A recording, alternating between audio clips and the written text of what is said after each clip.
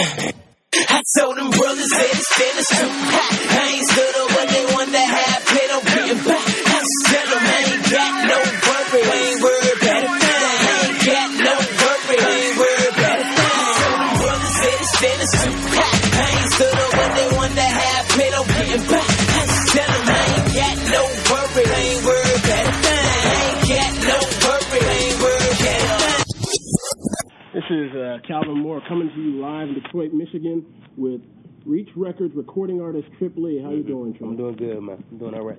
Well, this has got to be like the 18th time that we have talked to each other. I mean, you've emailed an interview back to me, and you've talked to me twice on the phone, once live, and that was just the second time live. Yeah. So I'm sure you must be tired of talking to me. Nah, man, it's okay. It's a privilege. I'm trying to make this quick. But this is the first stop on your Between Two Worlds tour. Are you excited about this tour coming up right here? I'm incredibly excited, man.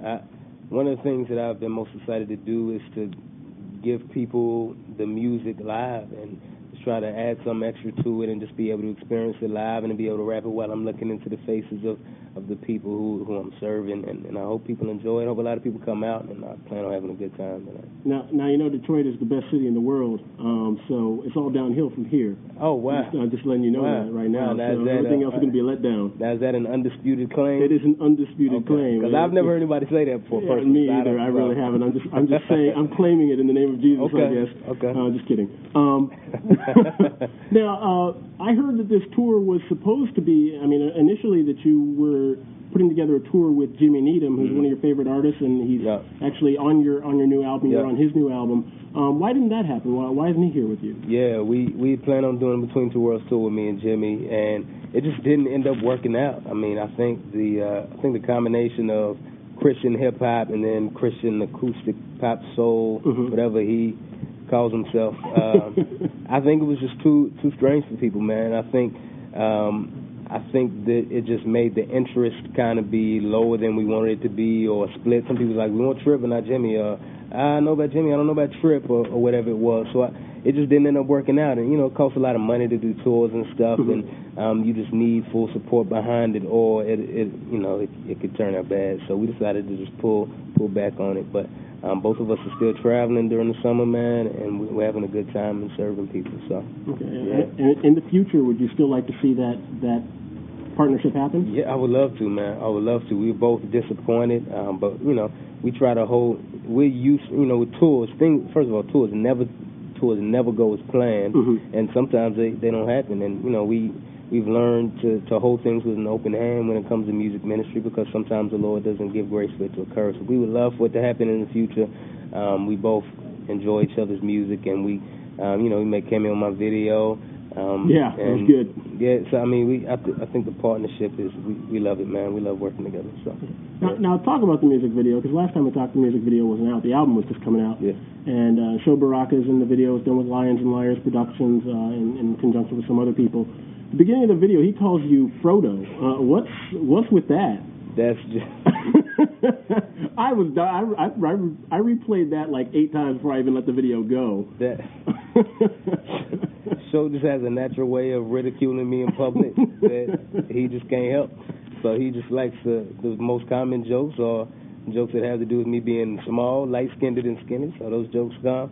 I guess that was actually the only one that he thought of beforehand. But he recorded, while we were shooting, probably at least 50 just as funny all off the top of the dome. Show is hilarious in front of the camera and even just in normal life. And I was grateful. It was hilarious. I thought it was really funny, and I thought I'd take one for the team for the sake of a funny little part. Okay, now, last time we talked, you talked about that you had a concept for a second music video. Does it look like that's going to be able to happen?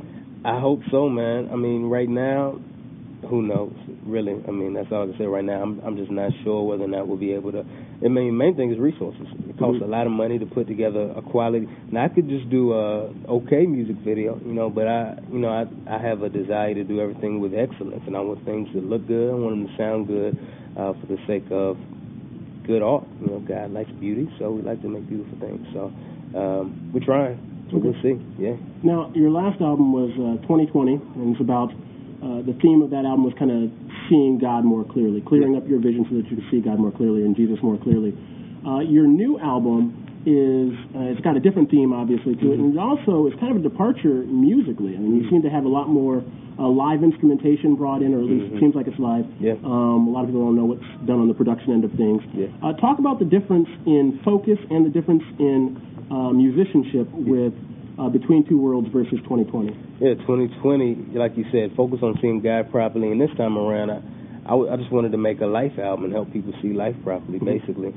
The way we're supposed to live in a fallen world, things don't go our way most of the time, and we sin against each other, and people sin against us, and suffering is a very real reality, and we still sin, and all of these things. I just wanted to make an album reflecting on some of the things we go through in life, and pointing to the scriptures and how we're supposed to kind of navigate our way through it, especially since, as believers, we're looking forward to the return of Jesus. And sound-wise, I just wanted to make something that was not super trendy, but was more of a timeless sound. And when I think of some of the albums, even in mainstream hip-hop, that have gone down as classics, they haven't been the ones that are so trendy that next year you don't want to hear them anymore because it just sounded like some random stuff, you know what I'm saying? So I kind of wanted to fall back on the synths a little bit, and I wanted to have a little bit more live instrumentation, so lots of live strings, live trumpet, drums, guitar, whatever.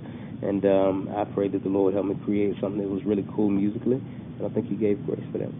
Now, when your last album came out, you weren't married. I'm going to assume that you were dating. I don't know if you had met her yet by then. But now you're married. Talk about how your marriage has opened your eyes to different things and how that's maybe influenced your music. Yeah, well, I think, especially with this album being a life album, I think marriage is such a, concentrated version of it. Like, when you're unmarried, you know some of the issues you have and you beef with people or whatever, but it's on such a different level than somebody being right next to you all the time, every single day. Like, you don't go to sleep or wake up without this person beside you. So I think it really exposes a lot of things in your heart, and I think it really shows you sin in your heart and the things you deal with in a fallen world just at a more intense level. And I think that affected the way I write, affected the way that I was aware of the things we have to wrestle through, and affected the way I wanted to write some of the songs I did. Okay. Yeah. And talk about, just a couple more questions, talk about some of the songs on this album.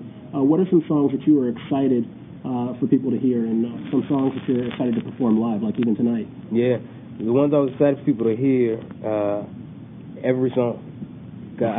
Honestly, I wanted every song to have something special to it that I was excited to offer people. Okay. I didn't want any song to be like, oh, that's just that one that's on there. Right. And whether or not I accomplished that, that's, it is what it is. But that's what I set out to do. So really, every song had something like, for instance, the one with Jimmy, I was like, oh, it feels kind of jazzy. I haven't really done kind of a jazzy joint before, so that's cool.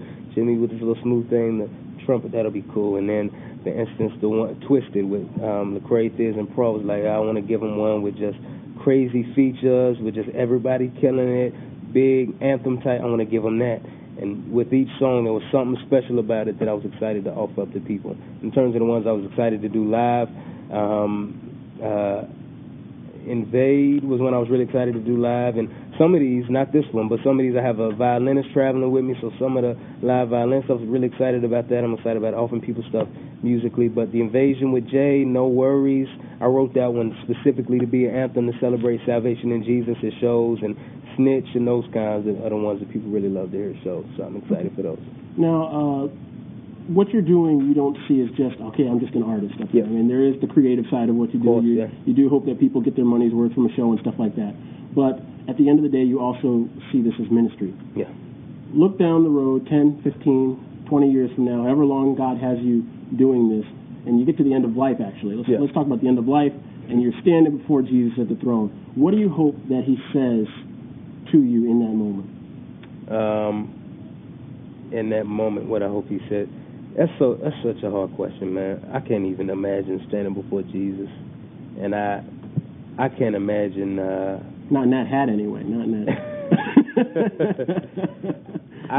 I could only hope that the Lord would be pleased with the trust in my heart for Him. I would just pray that the Lord would give me grace to trust Jesus for the rest of my life, and that He would sustain me. I would trust Jesus more and more, and that Jesus would be pleased with that.